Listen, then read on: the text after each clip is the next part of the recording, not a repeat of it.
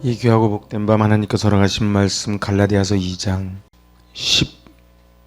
11절로 19절까지의 말씀. 게바가 안디옥에 이르렀을 때에 책망받을 일이 있기로 내가 그를 대면하여 책망하였노라. 야고보에게서 온 어떤 이들이 이르기 전에 게바가 이방인과 함께 먹다가 그들이 오매 그가 할례자들을 두려워하여 떠나 물러가매 남은 유대인들도 그와 같이 외식함으로 바나바도 그들의 외식에 유혹되었느니라. 그러므로 나는 그들이 복음의 진리를 따라 바르게 행하지 아니함을 보고 모든 자 앞에서 게바에게 이르되 내가 유대인으로서 이방인을 따르고 유대인답게 살지 아니하면서 어찌하여 억지로 이방인을 유대인답게 살게 하려느냐 하였노라. 우리는 본래 유대인이요 이방 죄인이 아니로되 사람이 의롭게 되는 것은 율법의 행위로 말미암음이 아니요 오직 예수 그리스도를 믿음으로 말미암은 줄 알므로 우리도 그리스도 예수를 믿나니 이는 우리가 율법의 행위로서가 아니고 그리스도를 믿음으로써 의롭다함을 얻으려 함이라.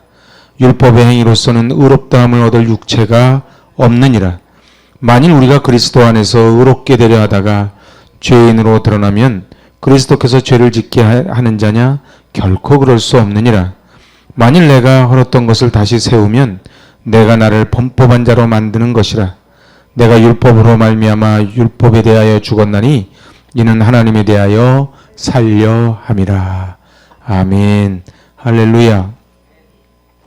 저희는 지난 시간에 기둥, 그래서 그 구절에 기둥같이 여기는 야고보와 게바 요한, 또 바나바, 또 이 글을 쓴 바울, 이런 기둥에 대해서 도대체 기둥은 무엇이 기둥이고 또 우리는 어떻게 기둥 같은 인생을 살 것인지 롤 모델을 지금 제시하는 것입니다.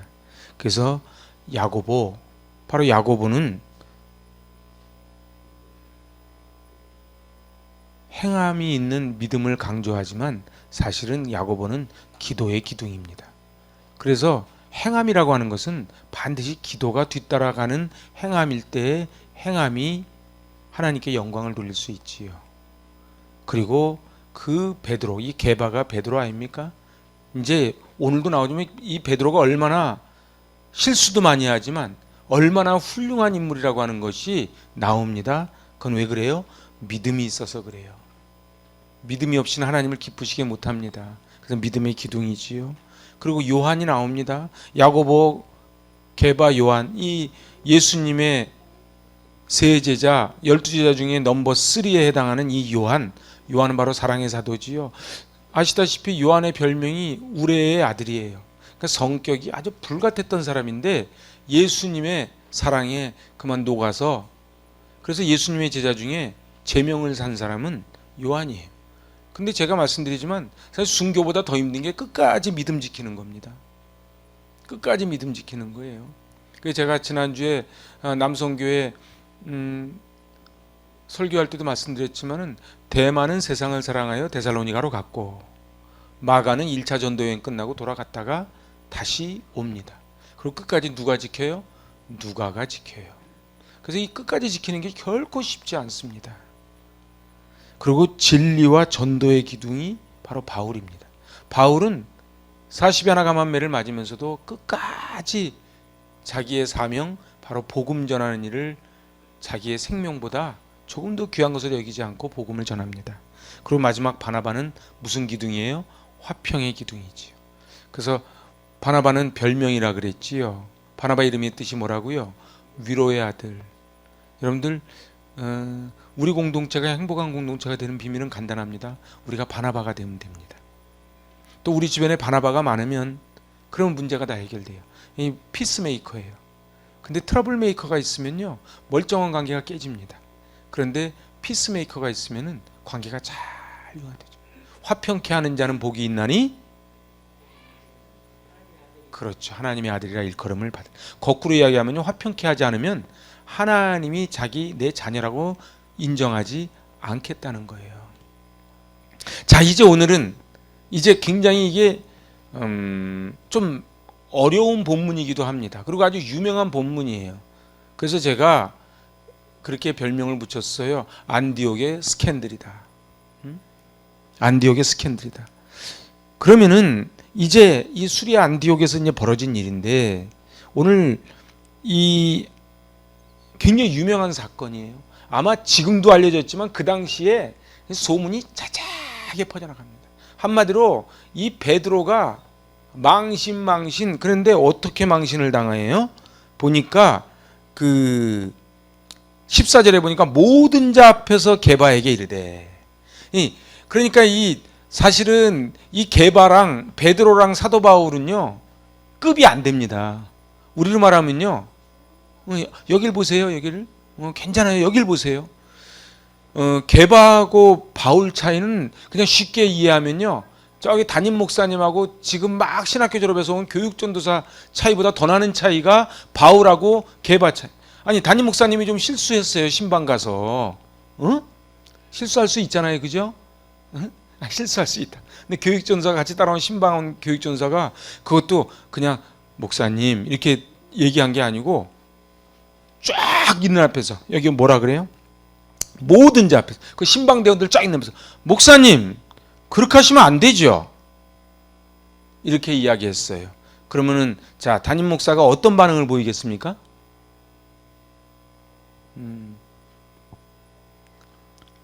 하여튼 그렇단 말이에요, 이게. 여러분들 기대승이라는 분 아십니까? 기대승? 기대승이라는 분이요, 이 퇴계 선생님하고 논변을 벌입니다. 기대승은요 이제 막 사법고시 패스한 친구고요. 퇴계 선생님은요 이제 은퇴하신, 우리로 말하면은 대법원장까지 나오신 분이에요. 근데 기대승이 이기론에 대해서 딱 이야기합니다. 그것도 기대승은 저 전라도, 그리고 퇴계 선생님은 저기 풍기 영주 꼴짝이. 그런데요, 퇴계 선생님이 그 말을 그대로 받아가지고 그래서 7년 동안 논변을 합니다. 그리고 이만하게 두껍게 책으로 나와 있어요. 여러분들 기대승도 대단하지만 퇴계 선생님이 대단한 거예요. 저때 사도 바울도 대단하지만 베드로가 대단한 거예요. 다른 사람이 나에게 뭐를 했을 때, 그것도 공개적으로 했을 때에 대면하여 책망하였노라. 받는 게 중요해요. 받는 게 중요합니다. 그래서요, 까딱하면 관계 다 끝나는 거예요. 근데 관계가 끝나면 뭐가 끝나는 줄 아십니까? 교회가 끝나는 거예요. 여기서 지금 잘 보세요. 대면하여 딱 베드로 하면 수제자 아닙니까? 수제자한테 딱 대면하여 얘기할 때 베드로가 만약에 반응을 잘못했다, 그러면 모든 그동안 쌓아온 모든 교회의 모든 것은 그냥 다 깨지는 거예요. 옳고 그른 게 중요한 게 아니에요. 다투면은 피차 멸망할까 조심해라. 그래서 우리는 늘 뭘 조심해야 돼요? 피차 멸망하지 않도록. 그래서 바나바 같은 존재가 있어야 되고, 그리고 베드로처럼 잘 받아야 되고, 그리고 오늘 바울처럼 해야 돼요. 오늘 이 말씀을 알려면요, 배경을 알아야 돼요. 예루살렘에 이제 사도행전 7장에서 스데반이 순교당하지요. 그리고 8장에서 디아스포라가 쫙 박해가 와서 퍼져나가지 않습니까? 그렇게 퍼져나가는 게 사도행전 8장 1절에 나와요. 그죠? 그런데 이때 저 구브로, 바나바 고향이 구브로거든요. 그리고 구레네, 바로 저기 북아프리카에서 온 그 구레네 사람까지도 있었어요. 그러니까 굉장히 많은 사람들이 그곳에서 퍼져나가는 거예요. 그런데 이 베드로의 설교를 듣고 은혜를 받습니다. 그리고 주의 손이 함께하사, 주의 손이 함께하사, 요거 이렇게 깍지를 껴놓고요. 사도행전 11장 잠깐 가보세요.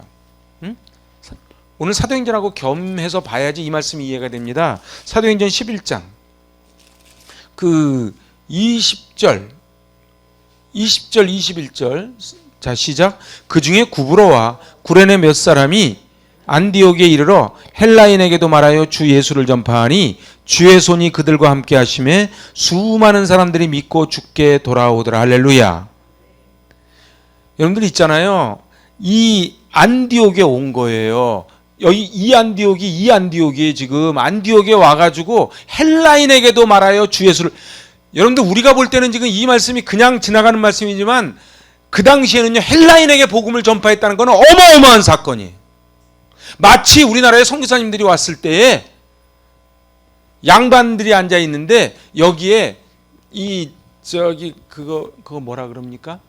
이 천민 중에서도 가장 그 밑에 천민이 이 고기 잡는 사람이었거든요. 근데 같이 앉아서 형제님, 자매님 하라는 거예요. 이건 대단한 거예요. 그래서 교회가 갈라졌지 않습니까? 그래서 우리는 쌍놈들하고 같이 신앙생활 못한 데서 갈라진 거예요. 여러분들 있잖아요. 이거는 그거보다 더한 얘기예요. 헬라인에게 복음을 전파하니 20절이 중요해요. 근데 여러분들 성경이 있으면 20절에다 밑줄을 쫙 끄세요. 20절 크게 시작. 주의 손이 그들과 함께 하시며 할렐루야. 근데 오늘 이상하다. 오늘 아멘도 안 하고. 너무 은혜가 돼서 그러죠 지금. 뭐가 함께 했다고요? 주의 손이 그들과 함께 하심에 수많은 사람들이 믿고, 우리가 전도한다고 돌아오는 게 아니에요. 주의 손이 함께 할 때 돌아옵니다. 여러분들 우리가 뭐 한다고 되는 거 아니에요. 우리가 뭐 할 수 있는 것 같죠? 그러지 않아요. 주의 손이 함께 하심에 그 많은 사람, 헬라인들까지 다 죽게 돌아오는 역사가 일어나는 걸 우리는 사도행전에서 봤단 말이죠. 그 당시에요, 로마, 알렉산드리아, 그리고 제3의 도시가 안디옥이에요. 그러니까 이 안디옥은 어마어마한 도시예요. 로마가 있죠. 그 다음에 저기 그 아프리카에서 그 시저랑 클레오파트라가 연애했던 그 알렉산드리아 있죠. 기억나시죠? 아프리카 저 제일 북단. 그 알렉산드리아 다음에 제일 큰 도시가 안디옥이었던 거예요. 그런데 안디옥의 특징이 뭐냐면 구성원의 인종이 다양했어요. 국제도시예요. 국제도시예요.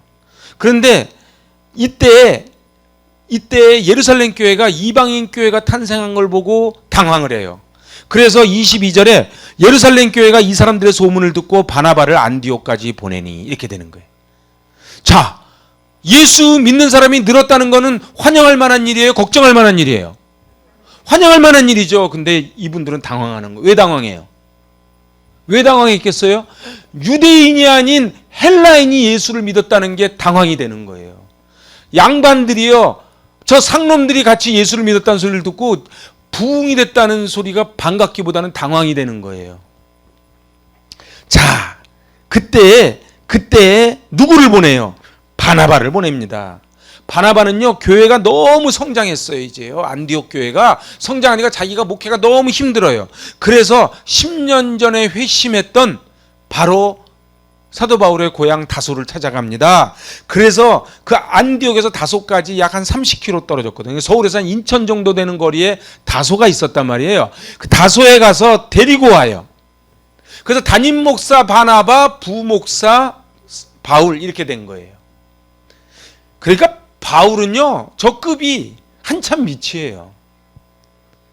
그래서 얼마나 이 사역이 꽃이 피었는지 이 신학교 시험 문제예요. 최초의 그리스도인이라고 칭함받은 것이 바로 안디옥 교회예요.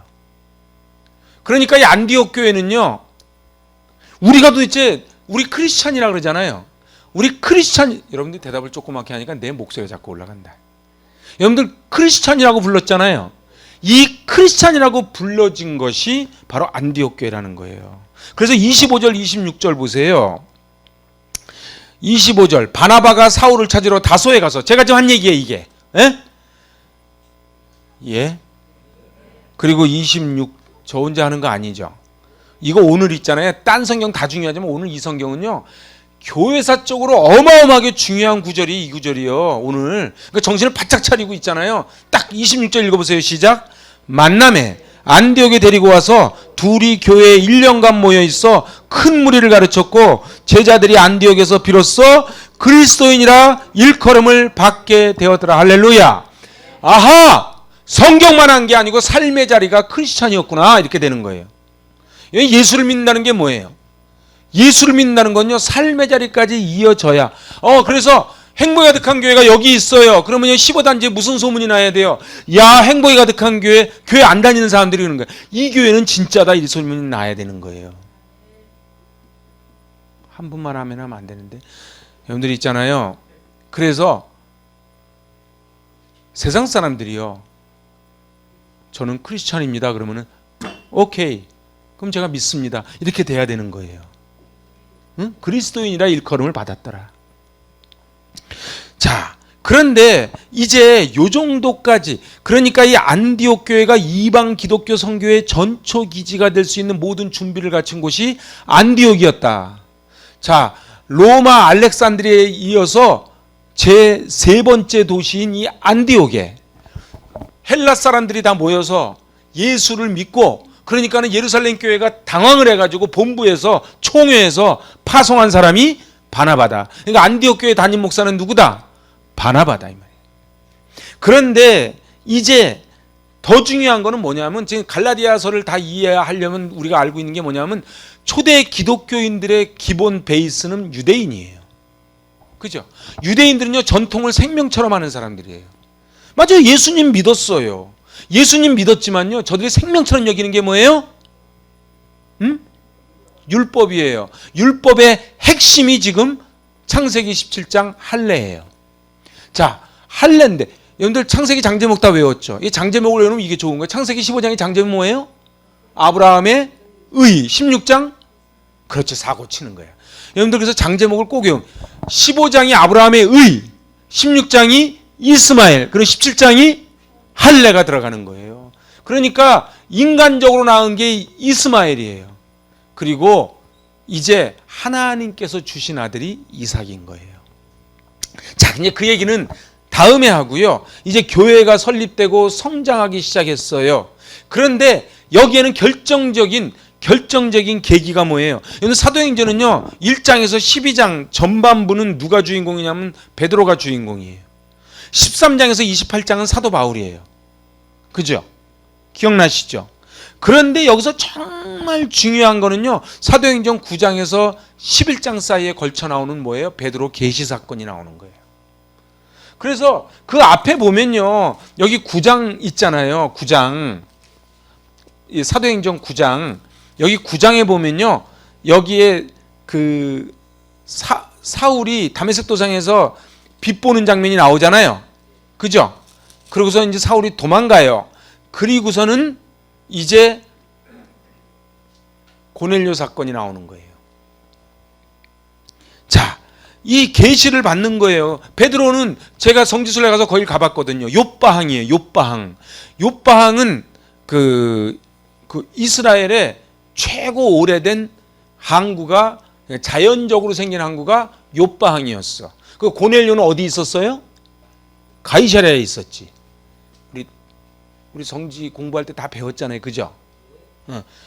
이거 모르고 그냥 성지순례 가잖아요. 그러면 맨날 그냥 이렇게 돌다 오는 거예요. 잘 보세요. 욥바항이 그 원래 그 자연 항구 최고 오래된 항구예요. 그래서 욥바로 유명한 사람이 누구야? 우리 다 알면서도 막 괜히 말하기 겁내죠. 그죠? 겁내지 말고 얘기하세요. 요나예요. 요나. 그래서 욥바항이잖아요. 그 욥바항에 가면요, 그 무두장이, 그러니까 그 옛날에 제일 천한 직업이 뭐냐면 가죽만 주는 직업이었는데, 그 무두장이 집으로 가잖아요. 근데 거기서 습관에 따라 난 12시에 그 시몬의 집에 옥상에 올라가서 기도할 때 뭘 봐요? 보재기를 보죠.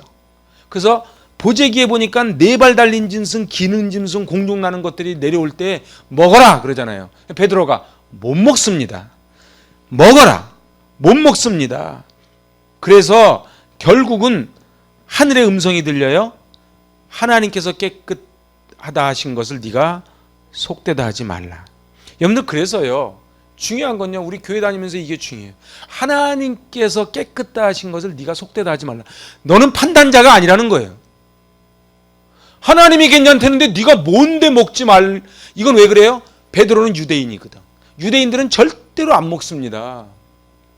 절대로 안 먹는 거예요. 이거는요, 율법이 꽉 잡혀 있는 거예요. 그래서 못 먹습니다. 심지어는 하나님이 먹으려는데도 안 먹는 거예요. 그러니까 나중에 하나님이 화가 나서 그런 거예요. 내가 괜찮다는데 네가 뭔데 이러는 거예요. 그래서 베드로가 먹고 잠을 딱 깨서 보니까 그때 누가 와요? 가이사랴에서 부활을 시켜서 고넬료의 부하들이 와서 고넬료에 올라가서 고넬료가 안수받는 장면이 나오잖아요. 이게 얼마나 어마어마한 장면이에요? 바로 유대인의 기독교에서 이제 헬라인의 기독교로 넘어가는 장면이에요. 바로 그는 백부장이에요. 로마의 장교예요. 그래서요, 우리 나중에 로마서 공부할 때 보면 나오지만 로마 교회는요, 사도 바울이 세운 교회가 아니에요. 나중에 로마 교회 배경 보면 이게 다 나와요. 여러분들, 로마서는 사도 바울이 세운 교회가 아니에요. 누가 세웠어요? 아무도 몰라요. 아무도 몰라요. 아마 저런 디아스포라들, 고넬료 같은 사람들이 세웠을 것이다, 이렇게 예상을 하지요. 어쨌든 간에 베드로는 예수 그리스도의 이름으로 세례를 베풀고, 그리고 동등한 그리스도인으로 인정. 세례를 베풀었다는 게 무슨 뜻이에요? 동등한 그리스도인으로 인정했다는 거예요. 여러분들, 제가 자꾸 이해하기 좋게 지금 양반 상놈으로 얘기했지만, 우리나라 선교사님들이 맨 처음에 와서, 그래서 제가 존 헤론이 우리나라 온 지 5년 만에 죽었는데, 존 헤론이 정말 대단했지만, 존 헤론은 누구 손을 만졌어요? 고종황제 손을 만졌어요. 근데요, 우리도 그래. 대통령 주치의가요, 청와대에서 막 나오자마자요, 노숙자 막 치료해주면 감동돼요, 안 돼요? 지금도 되지. 근데 그 옛날에 있잖아요, 상놈은 사람으로 안 칠 때인데, 천민들은 사람으로 안 칠 때인데, 백정들 있잖아요. 그래서 우리나라 최초의 의사가 나오지 않습니까? 그런데 가서 백정, 우리 아버지 죽어가요, 좀 고쳐주세요 하니까 헤론이 쫓아갑니다. 쫓아가서 그러다가 그 전염병을 해서 죽잖아요. 그 고쳐주니까 감동이 오는 거예요. 저 손이 임금님 만진 손인데, 왜 그럽니까? 예수님이 괜찮다 그러는데 누가 더럽다 그럴 거냐? 별로 감동 없습니까? 우리는요, 선입견이 있어요. 그죠? 오는 차 보고 겉모습 보고 막 그렇게 하잖아요. 근데 그건 정말로 옳지 않은 거예요. 그래서요, 나중에요, 로마서 1장 1절에 보면 그리스도의 종된 나 바울은 하잖아요. 이거는요, 서양 사람들이 양심이 있어서 그렇게 그냥 번역을 종이라고 번역한 거예요. 원래는 종이 아니에요. 노예예요, 노예. 그리스도의 노예 나 바울은요. 그러니까 번역을 노예라고 번역해야 되는데, 자기들이 노예를 막 사서 부리고 있잖아. 그러니까 자기들이 노예라고 차마 번역을 못해서 종이라고 번역한 거예요. 우리도 그래요. 제가 주님의 종입니다. 사실 주님의 노예입니다. 그런 거거든요. 노예는요, 말하는 짐승이거든. 여러분들, 우리가요, 저는 주님의 종입니다, 이렇게 고백한다는 얘기는요, 저는 말하는 짐승입니다. 그래서 나중에 2장 20절에 그러잖아요. 내 그리스도와 함께 십자가에 못 박혔다. 자, 그러고 나니까는 난리가 난 거예요.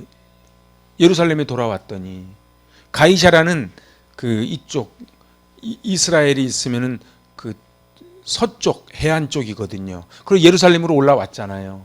응? 예루살렘으로 올라왔어요. 올라왔더니 난리가 난 거예요. 넌 이방인한테 지금 이방인하고, 이 당시에 제일 중요한 게 식탁입니다. 여러분들, 그래서 예수님은 먹기를 탐하는 자라 그랬잖아요. 이건 단순한 그냥 먹는 얘기가 아니에요. 이건 그냥 먹는 얘기가 아니에요. 그래서요, 여기 보면요, 11장 3절 보세요. 사도행전 11장 3절. 네가 무할례자의 집에 들어가 함께 먹었다 하니, 이 무슨 얘기냐? 이제 먹는 얘기가 나오는 거예요. 먹는 건 단순히 먹는 게 아니에요. 이거 사람하고 친해지려면 어떻게 하는 줄 아세요? 먹어야 돼요. 그냥 이렇게 평안하셨어요, 이거랑 밥 한 그릇 같이 먹는 거랑은 달라요. 응?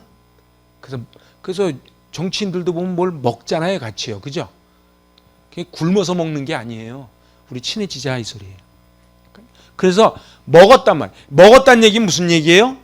너와 나는 동등하다는 뜻이에요. 그랬더니 난리가 난 거예요. 베드로를 비난하는 장면이 이제 1절 2절에 나오잖아요. 1절. 유대에 있는 사도들과 형제들이 이방인들도 하나님의 말씀을 받았다함을 들었더니, 뭐요? 이방인들하고 같이 밥을 먹었어? 베드로가 예루살렘에 올라갔을 때 할례자들이 비난해요. 할례자들이라는 게 뭐예요? 바로 정통 유대인들이에요. 유대인들은요, 사람 안 변합니다. 예수를 믿어도 나는 할례를 받아야 돼. 그래서 우리 지난 시간에 봤죠. 우리 디도를 데려갈 때 어떻게 했어요? 할례 못 받게 하잖아요. 그죠? 디모데는 할례 받게 하고. 제가 설명했죠, 지지난주에. 기억나시죠? 이게 저들은 할례가 목숨처럼 지키는 거예요. 근데 할례자들이 비난합니다. 어찌하여 네가 무할례자의 집에 들어가 함께 먹었냐? 그랬더니 이제 얘기하는 거, 자기 뭐 보재기 얘기를 쭉 하고 8절에 내가 그럴 수 없나이다 쭉 하고, 여기 보니까 9절 하나님이 깨끗하게 하신 것을 내가 속되다고 하지 말라 하더라. 이게 3번 있은 후 내가 하늘로 끌려 올라가더라. 여러분들 있잖아요. 그래서 체험이 중요해요. 베드로가 왜 이렇게 자신 있는 줄 아세요? 자기가 봤거든. 자기가 체험을 했거든. 제가 그러는데요, 보재기를 봤었대요가 아니고 내가 봤거든. 그래서 내가 본 거는 설득력이 있어요. 자, 이제 제가 이걸 설명을, 지금 사도행전을 쭉 설명하는 이유는 오늘 이 갈라디아서를 이해하려면 이걸 좀 이해해야 되기 때문에 지금 배경 설명을 하는 거예요. 베드로가요, 무할례자의 집에 들어가서 음식을 먹었다는 거는요, 이방인의 구원을 받아들이지를 않았던 때예요. 마치 양반들이 상놈이 나랑 같이 형제 자매하는 거를 못 받는 건 똑같은 거예요, 지금이요. 그런데 이제 이방인에게 베푸신 구원이 17절 보세요. 여기에 뭐라고 돼 있어요? 17절에 그런즉 하나님이 우리가 주 예수 그리스도를 믿을 때에 주신 것과 같은 선물을 그들에게도 주셨으니 내가 누구에게 하나님을 능히 맡겠느냐 하더라. 야, 그러니까 베드로가 뭐냐면 하나님이 하라 그래서 했는데 내가 어떻게 해? 나보고 어쩌라고? 그러니까 말을 못하는 거예요. 그죠? 하나님이 하셨다는데. 근데 이제 아직도 남은 난제가 뭐예요? 식탁이에요. 그래, 구원은 그렇다 치자. 구원은 그렇다 치자. 근데 이제 그럼 식탁은 어떻게 할래? 근데 왜 이렇게 식탁이 중요하냐를 알려면요, 유대인들의 문화를 알아야 돼요. 그들은요, 먹는 것, 특히 누구와 함께 먹는 것이냐가 너무너무 중요한 사람들이 유대인들이에요. 그래서 하브루타도 보면요, 꼭 먹습니다. 그죠? 먼저 앉아서 얘기부터 하는 게 아니라 먹는 거예요. 그래서 저 유대인들, 정통 유대인들 집에 가면 어떻게 해요? 안식일 저거 되면은 싹 식탁을 치우고 촛불 켜고 딱 해가지고 식탁을 만들잖아요. 그죠? 식탁 세팅하잖아요. 식탁을 싹 세팅해가지고 앉아가지고 만찬을 즐기는 거예요. 우리도 그래요. 누구랑 무슨 얘기하려면 먹여놓고 얘기를 해야 돼요. 사람 배고프면 짜증나거든. 그죠? 그래서 먹여놓고 얘기를 하는 거야. 자, 근데 모세의 율법에 의해서는 도저히 인정할 수 없는 거예요. 자, 그런데 베드로는 이 턱을 넘어간 사람이에요. 자, 그 넘어간 사람이 이제 안디옥에 온 거예요. 안디옥에 왔어. 안디옥에 오니까 거기에 담임 목사 바나바, 부목사 바울, 그리고 유대인들, 이방인들, 베드로, 이렇게 해서 쭉 앉아 있는 게 오늘 이제 본문의 시작이에요. 자, 그러면은 이제 베드로는 같이 밥을 먹을까요, 안 먹을까요? 먹죠. 밥을 먹죠. 그런데 여기서 우리가 잘 알아야 돼요. 다시 이제 갈라디아서로 한번 갑시다, 이제. 자, 갈라디아서로 가면요, 거기 12절. 이건 헬라어를 좀 봐야 되는데 12절 보세요. 야고보에게서 온 어떤 이들이 이르기 전에 게바가 이방인과 함께 먹다가, 이렇게 되죠. 먹다가. 그러니까 한국말로는요, 아무리 성경을 100번 봐도 이 깊은 뜻이 잘 안 나와요. 이 먹는 거는요, 그전에도 먹었고 지금도 먹었고 앞으로도 먹겠다고 하는 게 담겨 있는 동사가 이 먹다예요. 그러니까는 여태까지 지금 처음으로, 게바가 지금 처음으로 먹은 게 아니고 그전에도 쭉 먹어왔고 지금도 먹고 있고 앞으로도 먹을 거라는 거예요. 그런데 먹다가 그들이 오면, 그들이 누구예요? 그들이 바로 예루살렘에서 왔다고 하는 야고보가 보냈다는 그 사람들이 오니까 어떻게 했어요? 할례자들을 두려워하여, 그러니까 유대인들을 두려워하여 떠나 물러가매. 근데 분위기가요, 베드로가 쏙 인나서 가니까 13절, 그림을 한번 싹 그려보세요. 13절 시작. 남은 유대인들도 그와 같이 외식함으로 바나바도 그들의 외식에 유혹되었느니라. 천하의 바나바가 그림을 그려보세요. 식탁에서 이렇게 같이 먹는 거야. 쫙 먹는데 갑자기 누가 똑똑똑 이제 똑똑똑 저 선생님 예루살렘에서 야고보 사도, 야고보 총회장이 보낸 분들이 왔습니다. 그러니까 갑자기 베드로가 식탁을 탁 놓은 거야. 숟가락을 이렇게 딱 닦고. 갑자기 그러죠. 막 술 먹다가 높은 분 오면 같이 안 먹은 척하고 막 그러잖아요. 이렇게 싹. 그러고서는 벌떡이 나서 아주 자기는 밥 먹으러 온 게 아니고 잠깐 지나가는 게 들린 것처럼 쑥 나간 거예요. 그러니까 유대인들 따라 나가니까 제일 코미디는 바나바야. 바나바가 누굽니까? 바나바도 분위기가 나 자기도 여기다가 덤탱이 다 쓰게 생겼거든. 그죠? 그러니까 쓱 유혹되었다고 표현하는 거예요. 그래서요 리더가 중요해요. 여러분들 베드로는요 그 욥바에서 환상 이후에 이방인과 함께 전도 구원의 문제뿐이 아니고 식탁 교제의 문제도 다 깨달았어요. 그래서 보자기를 통해서 먹으라 그런 거거든요. 그런데 함께 잘하고 있었는데 이제 이 문제는 그 예루살렘에서 야고보로부터 보낸 사람들이 도착하자 베드로의 행동이 180도 확 변해버린 거예요. 이들은 분명히요 할례자들이었어요. 그러니까 고넬료 회심한 다음에 예루살렘에 올라갔을 때 이방인과 함께 식사했다고 비난했던 사람들이 바로 이 사람들이에요. 사람은 안 변합니다. 거기에 설득될 것 같아요. 하나님이 그러셨다니까 가만히 참고 있지. 이게 뭐야 이거 가짜 아니야 이거. 이러고 딱 쥐고 있다가 저 온 거예요. 야고보에게서 왔다는 사람들은요 사실은요 성경을 쫙 보면요 야고보가 보내지 않았을 확률이 99.9%예요. 사도행전 그 15장 나중에 사도행전 한번 가보세요. 사도행전 15장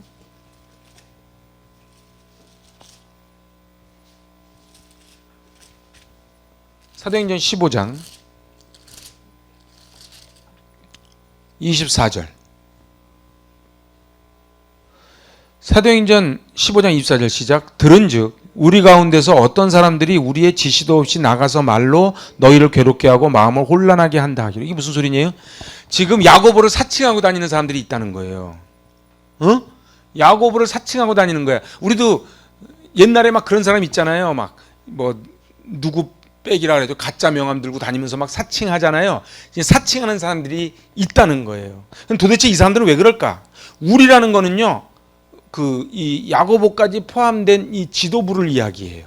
그런데 안디옥에서 왔던 사람들은 야고보가 보낸 사람이 아니고 야고보의 이름을 팔던 사람이었을 확률이 대단히 높습니다.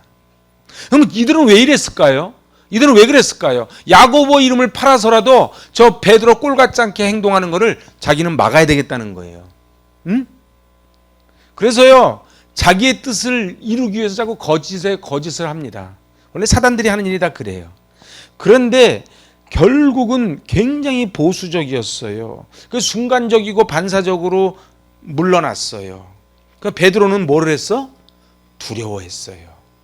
그래서 여기 그 갈라디아서 2장 여기에 보면은 그 12절에 두려워하여.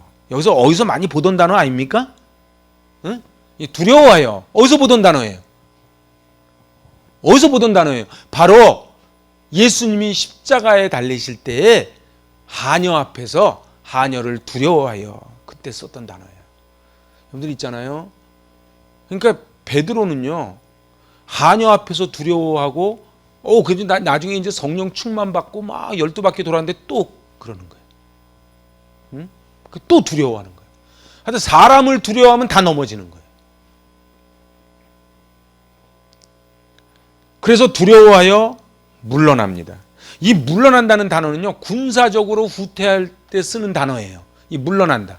그러니까요 베드로가 물러난 건 그냥 이렇게 씩 뺀 게 아니에요. 만약 막 전진하다가 대장이 명령 내리는 거예요.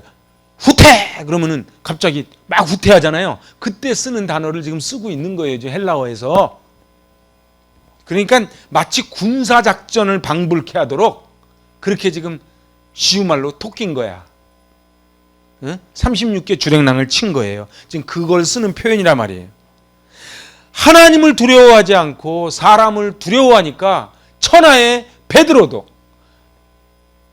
바나바도 다 넘어지는 거예요. 사람도 그래요. 믿음이 되게 좋은 것 같죠? 한 방에 넘어집니다. 그래서 잠언 29장 25절에 뭐라 그래요?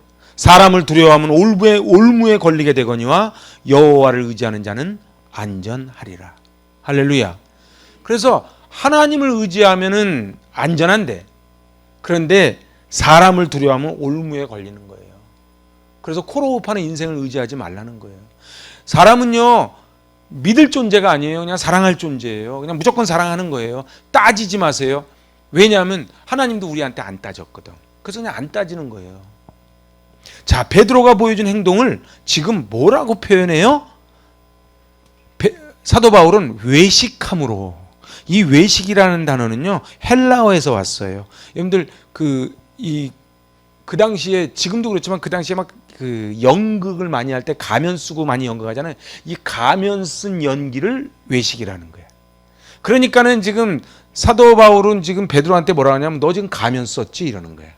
여기선 괜히 거룩한 척 하더니, 그래, 얘네들이, 그럼 우리 같으면 어떻게 해야 돼? 야, 그러면 너 야고보한테 받은 사인 한번 줘봐. 뭐 이런다든지, 너 한번 증명서 한번 내봐. 뭐 이래야 될 거 아니에요? 왜 사칭하는데 넘어가는 줄 아세요? 자기가 찔리니까 그래. 그냥 두려우니까. 그래서 연기를 했다는 거예요. 아닌 척 했다는 거예요. 그러니까 베드로는요, 아닌 척하고 도망갔으니까 이거를 뭐라고 표현해요? 외식함으로 바나바도 그들의 외식에 같이 넘어가는 거예요. 자, 베드로의 외식의 결과가 뭐겠어요? 바나바까지 넘어가는 거예요. 그래서요, 여러분들 믿음을요, 초신자 때는 모르는데요, 적어도요, 집사가 되고 권사가 되고 장로가 되고 목사가 되잖아요. 뭘 조심해야 되는 줄 아세요? 내가 넘어지면 같이 다 넘어뜨리는 거예요. 응? 그래서 또 조심하는 거예요. 초신자 때는 괜찮아요. 나 모르고 그랬어. 그러면 괜찮아요 이러는 거예요. 근데 맨날 언제까지 모른다 그래. 응? 그래서 베드로가 넘어지니까 바나바도 넘어지는, 그러니까 바나바 넘어진 죄까지 지금 베드로가 써야 되는 거예요. 자, 그러니 안디옥 교회의 담임 목사가 바나바야. 담임 목사도 무너져. 그리고 수제자 넘버원도 무너져. 그리고 지금 누구만 남으니 교육전도사만 남은 거야. 탁월한 지도자 바나바마저도 넘어지게 한 죄가 이 베드로한테 있는 거예요. 이 유대인 신자들의 모습을 보면서 이 디아스포라들이 얼마나 상처를 받았겠어요. 이런 거죠. 이제 초기에 이렇게 선교사님이 막 전도해가지고 양반하고 상놈하고 한상에서 막 먹었어. 대단한 일이죠. 근데 저쪽에서 누가 정통 양반이라는 사람이 딱 문 열고 들어오니까 양반들이 안 먹은 척하고 싹 나가니까 누가 상처받아? 상놈들이 상처받지. 그럼 여태까지 나한테 형제라 그런 게 형제가 아니네? 이렇게 되는 거야. 그러면 당신은 내가 창피한 거야? 옛날에 뭐 보니까는 엄마가 막 장사하니까 모른 척하고 막 지나가고 뭐 그런 거 나오잖아요. 그죠? 그런데 바울도 그 자리에서 같이 밥을 먹고 있었다는 거예요. 자, 여기서부터가 이제 중요해요. 여태까지는 제가 쭉 좀 배경을 설명한 거예요. 모든 사람이 보는 앞에서 베드로가 벌떡 일어나, 그러니까 그림을 한번 그려보세요. 문 열고 야고보가 보냈다는 사람들이 딱 들어오니까 외식하고 가면 딱 뒤집어 쓰고 베드로가 딱 일어나니까 유대인들도 일어나고 그러니까 바나바도 일어난 거예요. 자, 그런데 더 놀라운 사건, 이거보다 더 놀라운 사건이 뭐냐면 대놓고 책망하였노라. 여기서 이제 이 중요한 건 베드로의 대응이야. 여러분 같으면 어떻게 하시겠어요? 아니 여기 그래 저기 막 교육전도서 담임 목사라니까 잘 이해가 안 돼요? 응? 여기 있잖아요, 새로운 새신자가 우리 교회 기둥 같은 분한테 딱 와가지고 그러면 안 되죠 이렇게 했을 때 그때 여러 사람이 있는 데서 그럼 어떻게 해야 되겠는 거예요? 응? 목원이 목자 그렇게 하면 안 되죠 이렇게 얘기했어. 그러면 목자가 어떻게? 너 많이 컸다. 우리 보통 그러지 않겠어요? 너 많이 컸다. 너 나이 몇 살이야? 우리한테 하다 안 되면 무슨 나이요 맨날. 내가 동생도 저 밑에 동생 버리고 맨날 이래. 이 중요한 거는요. 제가 정말 은혜되는 게 베드로후서 3장 15절. 이걸 꼭 찾아봐야 돼. 요 깍지 껴놓고 베드로후서 3장 15절. 이거 오늘 아주 굉장히 중요한 말씀이에요. 3장 15절.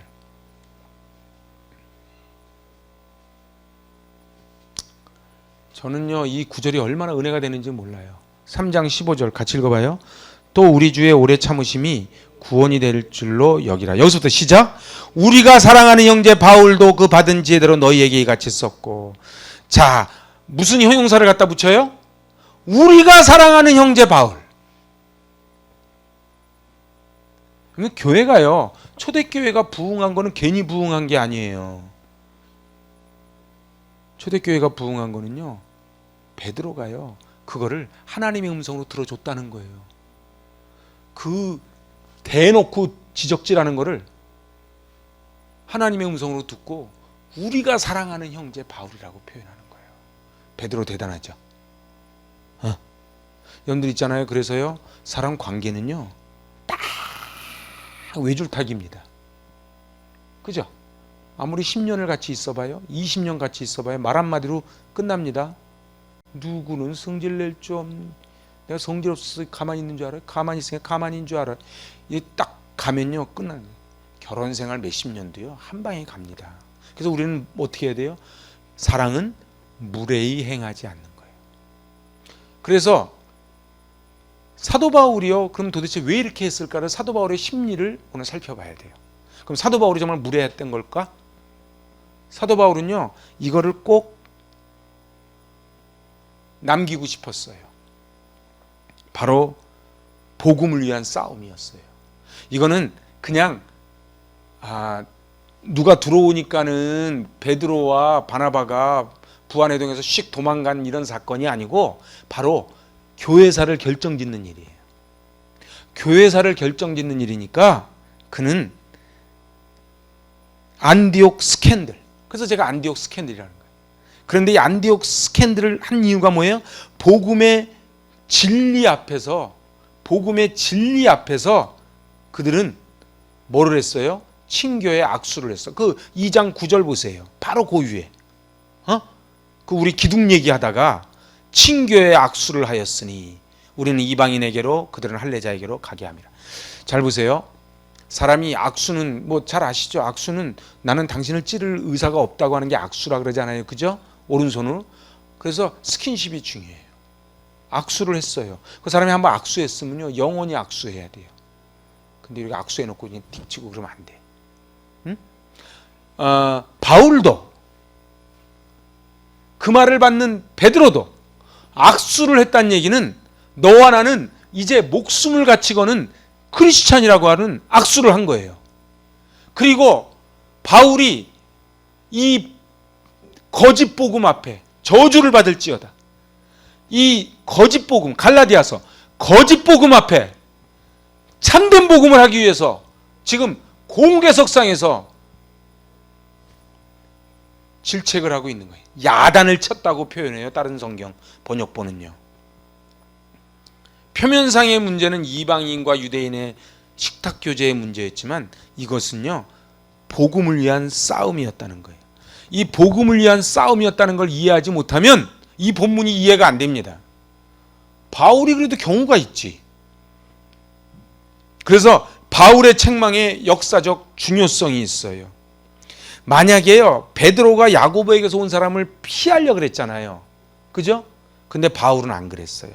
바울은요 복음을 위해서는 어떤 대가라도 지불해야 되겠다는 단호함이 있었어요.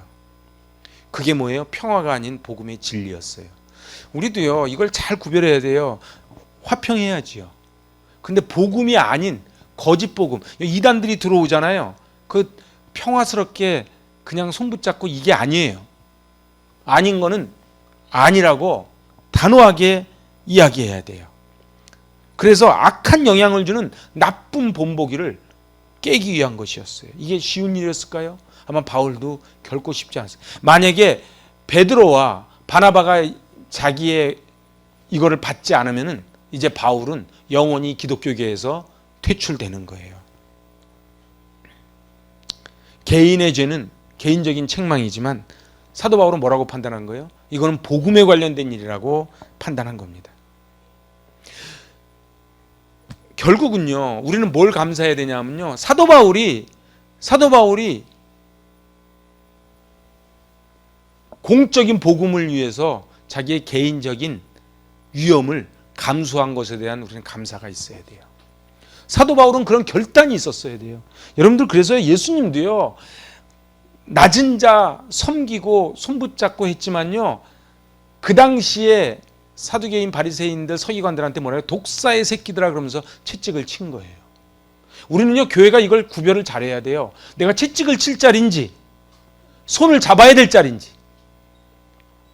그래서 중요한 거는 뭐예요?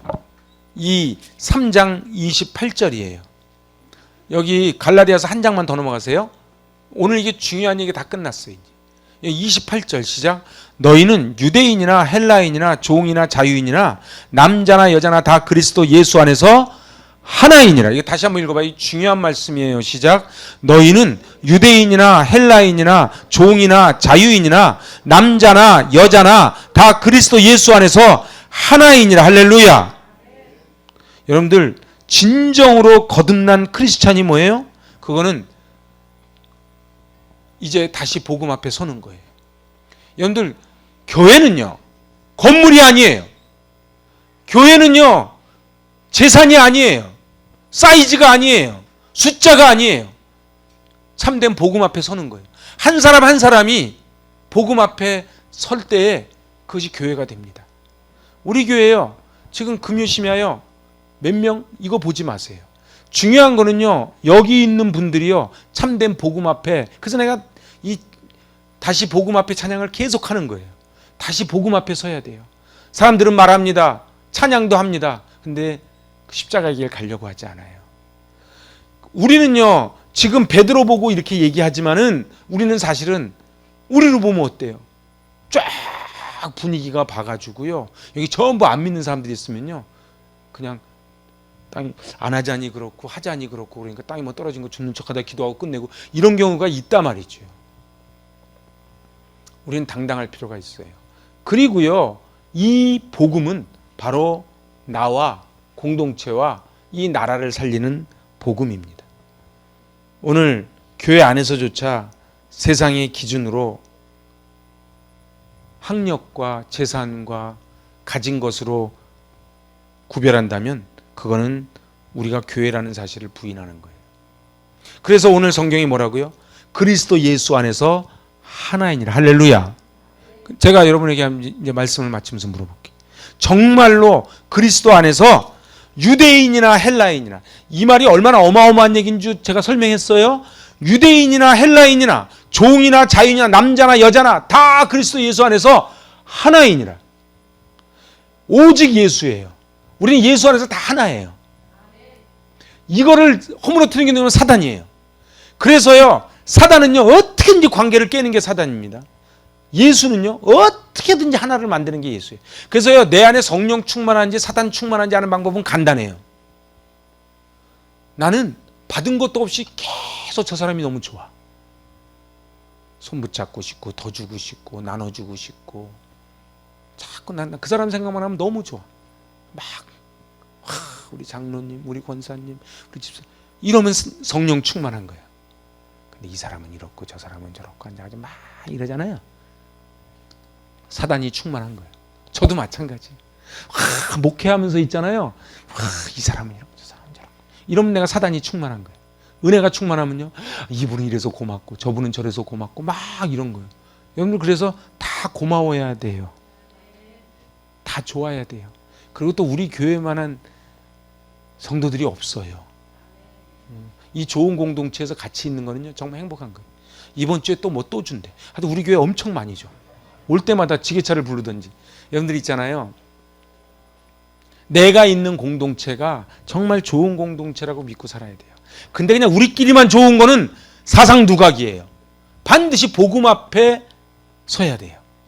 오직 예수 그리스도예요. 그래서 하나님보다 사람을 두려워하는 것은 복음의 진리를 부인하는 거예요. 사람은 존중해 주되요. 사람을 두려워하면 안 돼요. 여기 대통령이 와도 저는 큰 교회에 있을 때 좀 그런 게 마음에 안 들었어요.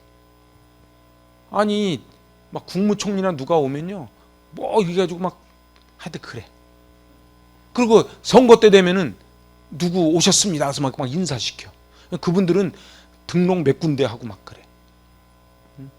그건 옳지 않아요. 예배는요 오직 하나님께만 드리는 거예요. 자, 그래서 오늘 마지막으로 그 앞에 있던 갈라디아서 1장 10절을 한번 읽어봅시다. 1장 10절 같이 읽어보지요. 이제 내가 사람들에게 좋게 하랴 하나님께 좋게 하랴 사람들에게 기쁨을 구하랴. 내가 지금까지 사람들의 기쁨을 구하였다면 그리스도의 종이 아니 그리스도의 노예가 아니니라.